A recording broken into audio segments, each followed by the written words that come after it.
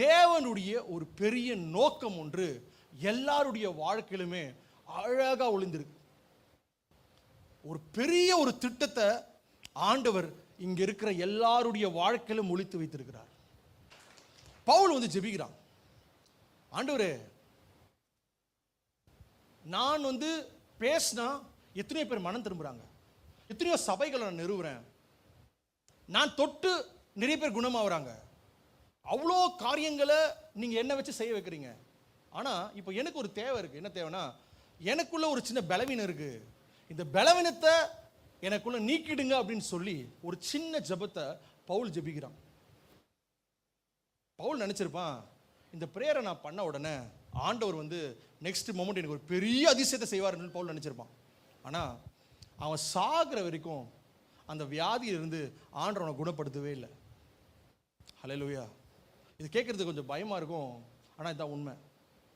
மோசே ஜெபிக்கிறான். என்ன ஜெபிக்கிறான் தெரியுமா? ஆண்டவரே, எப்படியாவது இந்த கானான் தேசத்துல நான் பார்த்துட்டேன், இதோ பக்கத்தில் இருக்கு கானான் தேசம், நான் போய் பிரவேசித்துறேனே அப்படின்னு சொல்லிட்டு மோசே ஆண்டவர் இடத்துல ஜெபிக்கிறான். அப்ப ஆண்டவர் சொல்றாரு மோசேவை பார்த்து, இதோட இந்த ஜெபத்தை நிறுத்திரு, இதுக்கு மேல இந்த ஜெபத்தை பண்ணாத அப்படின்னு சொல்லி சொல்றாரு. மோசே கடைசி வரைக்கும் கானான் தேசத்துக்குள்ள பிரவேசிக்கவே இல்லை. இயேசு ஜெபிக்கிறார், ஆண்டவரே, உங்களுக்கு சித்தமா இருந்ததுன்னா இந்த பாத்திரம் என்னை விட்டு நீங்கட்டும், ஆண்டவரே, என்னை ஏன் கைவிட்டீங்க அப்படின்னு சொல்லி ஜெபிக்கிறார்.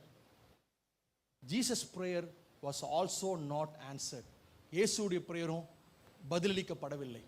ஆனா இதற்கு பின்னாடி ஒரு பெரிய திட்டத்தை ஆண்டவர் ஒளித்து வைத்திருந்தார்.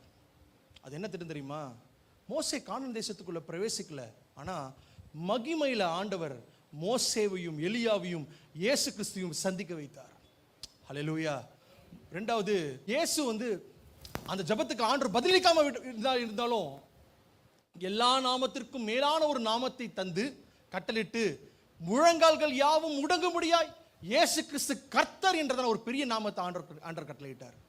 அப்ப நீங்க பாருங்க, நம்முடைய லைஃப்ல நடக்கிற ஒவ்வொரு சூழ்நிலைக்கு பின்னாடியும் ஒரு பெரிய தேவனுடைய திட்டம் ஒன்று ஒளிந்திருக்கிறது. எத்தனை பேரை விசுவாசிக்கிறீங்க?